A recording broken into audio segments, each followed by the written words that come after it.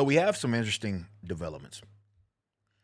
Costco is suing the Trump administration. Yes, you heard that right. Costco, the Costco, is suing the Trump administration and they're seeking a refund of tariffs. Now, we're going to read through this here in a bit, but I first saw that. I was like, what? They can do that? We'll see how far this extends, but also, you need to understand this is America. It's the most litigious country by far. You can sue anybody for just about any reason. It doesn't mean that you're going to win. Doesn't even mean you're going to go to trial for that matter. But let's read on what's the case that they're making here, okay? Costco Wholesale has sued the Trump administration asking the Court of International Trade to consider all tariffs collected under the International Emergency Economic Powers Act unlawful.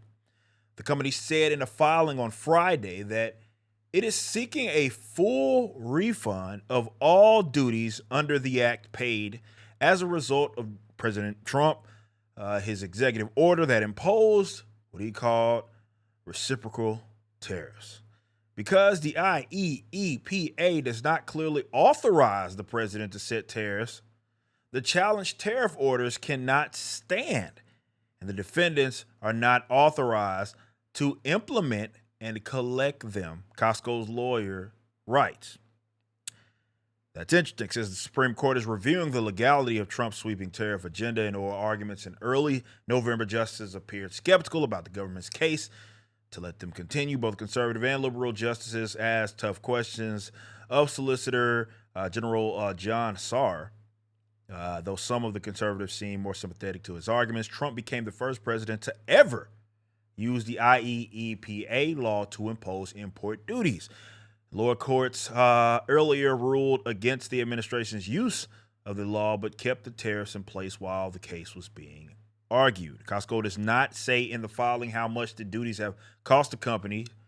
Importers have paid nearly $90 billion under the IEEPA law, according to U.S. Customs Border Protection data through late September. So, I'm not exactly sure. Continuing going just really quick. Before I give you my full thoughts, it says in May on Costco's earnings calls earlier this year, Chief Financial Officer Gary Millerchip told investors about a third of Costco's sales in the U.S. are imported products. So a third of the sales, things they sell, are products that they are importing, which that seems to be a rather high number. But they are a wholesaler, to be fair, of imported goods. Millerchip said items imported from China represent about 8% of their total sales.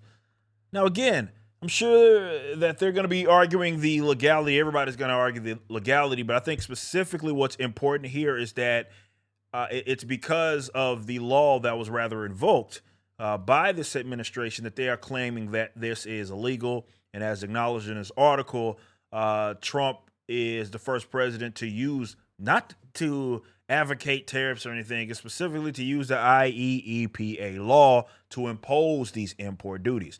And this is something that I've been talking about tariffs. How I feel about them aren't necessarily important to this. It's been a matter of people just fundamentally misunderstanding what a tariff is and who actually pays them, that I believe a lot of the conversation, dialogue, discourse is just lost. The import duties are paid by the importers. So a company like Costco would be the ones that are adding to the tariff revenue by the United States government. So if the United States government is levying this import tax, aka a tariff, the Americans importing that, whether it be companies like Costco, smaller companies as well, they import a significant amount of goods, whether it be for consumption or whether it be to resell it, like as a wholesaler, similar to what you see with Costco. Either way, they're the ones that are paying the tariffs. It's not China that's paying the tariffs. It's not these other countries that are paying for the tariffs. So the arguments, I think, often gets conflated here, which is why, again, the discourse is lost.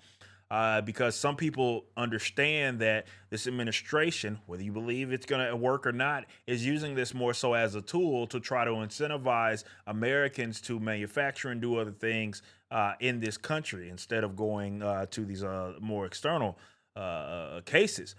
That being said, that's separate from who actually pays the tariff. One thing that they can actually both be true, but the reality is, yes, it is the importing companies and individuals that are the ones paying the tariff. So when you hear the administration or any of these guys say that, oh, we're collecting or going to collect this amount in revenue, they're not collecting that from the other governments. They're not collecting that from the other companies. They're collecting that from U.S. companies or U.S. importers or people importing things into this country. So it's going to be interesting. I will be keeping up with this because I wonder if, what the precedent is on this and what's going to be set, let's say, in this particular ruling. Because again, it's about that specific law. Can other people sue for the other taxes that are levied at them? We'll see. But yeah, something worth keeping up with.